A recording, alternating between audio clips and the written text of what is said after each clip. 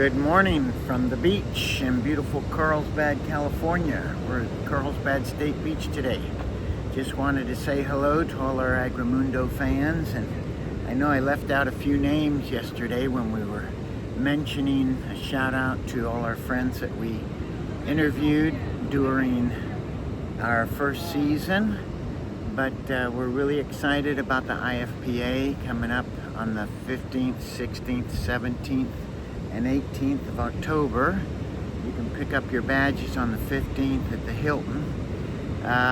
We had some great conversations. We started out with Oscar Delgado from Costa Rica, who's a wonderful field man and dialed in, and he told us about the new technology that's being studied, and of course his super university, the Earth University in Costa Rica. And then we had a couple of conversations with Ramon Pieve, our second series.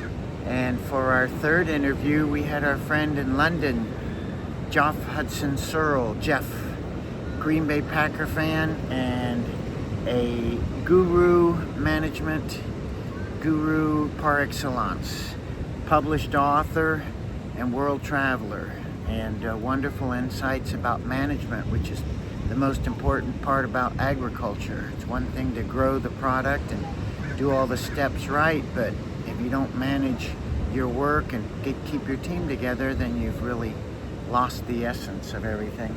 So a special shout out to Jeff and all his insights and all the exciting things he's doing around the world. We look forward to having him join us again in our second season, which will be kicking off at the IFPA in Anaheim.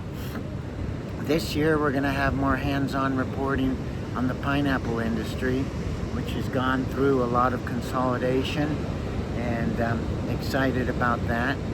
And then our fourth episode last year was a special tribute to a great friend who passed away last year, Al Vangelos, and his son James gave a great story and gave us background on his dad, so we were privileged to have that.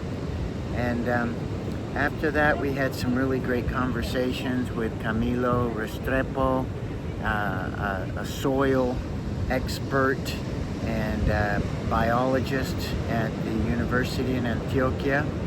Then we had a conversation with, just trying to think now who was number 6 in there. We had, I know number 8 was our buddy Alfonso Velasquez Tuesta, former minister from Peru. And he was the person responsible for igniting the blueberry explosion in Peru. And we expect to have him back as a lot of things have happened. We've had the port of Chancay take off and China's input. It's really changing the way things are done. The really big story was the mango world last year. Peru had a series of problems.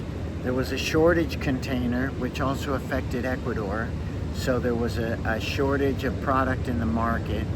And as if that wasn't bad enough, the lack of rains, the fruit didn't size up.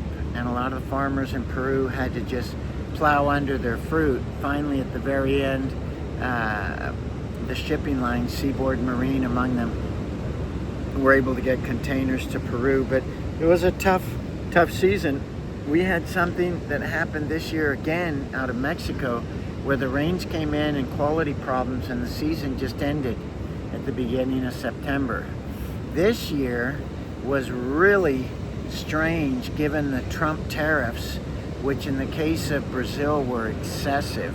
And Brazil had their negotiating team able to keep tariffs down for coffee and orange juice, but the mangoes got really beat up and they were hit with a 50% tariff, which would have sunk Brazil. But Mother Nature conspired this year, just the wildest story. Ecuador was delayed and a crop shortage this year. And at this point, they've shipped, per the last National Mango Board information, they'd shipped 10% of what they'd shipped a year ago. So imagine.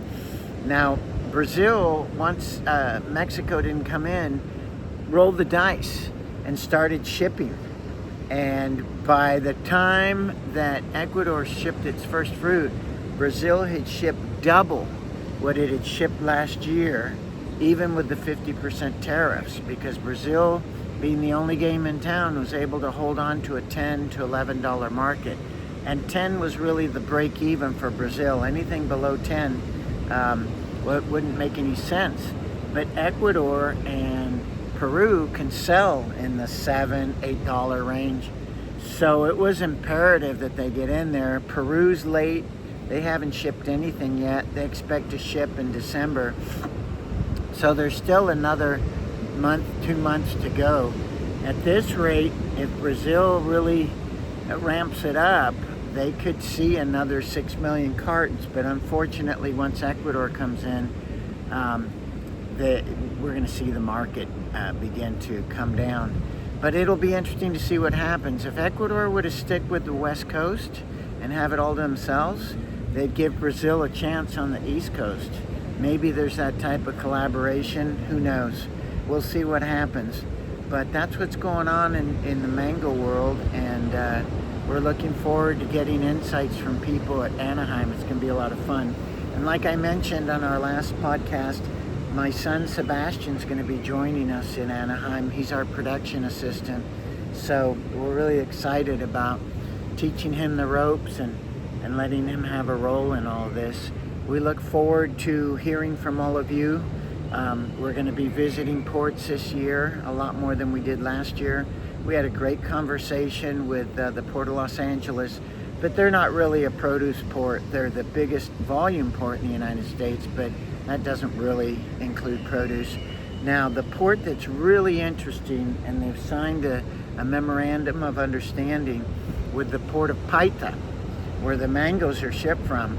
They're going to cut the transit time down to from 2 weeks down to 1 week, which is really exciting. And we have 3 major importers right there. We've got Amazon Produce at Port Hueneme and Oxnard with Sal Barbosa and his group. And then we've got our friend Patrick Dwary with Dacre and Hackett. And then there's Fresca Produce right there. They've been there for a long time. So you've got 2 major players that figure in the Mexican deal between Fresca and Amazon. Amazon's the largest importer of the Mexican deal, and probably overall mangoes, period, you know. So that's going to be interesting. We've been talking to Port Hueneme. We look forward to going up and visiting them and having an episode with them. So lots of good things. I'm sure I left out some more people again. Trying to remember. I know we had Luigi Echeverri, who was really instrumental in the Colombian deal, and the names will come to me. I know we had the 2 agronomist major guys from Citrafruit, which is the largest citrus operation in Mexico. We had Sebastian Beatricini first, and then we had Martin Diaz with their incredible story and everything they're doing, from social responsibility to sustainability in the fields. And we look forward to hearing from them again. You should join our WhatsApp Agrimundo group, DMI Media. A lot of the people we've interviewed are in there. And we look forward to hearing from new friends and our old friends again. Like I mentioned, we had Ken Love.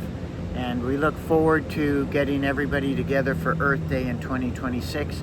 But in the meantime, we'll have several episodes under our belt by that point. So happy Sunday, everybody. We're counting down the days. And look forward to seeing you all at IFPA and having a conversation with you. So all the best. Look forward to a great year.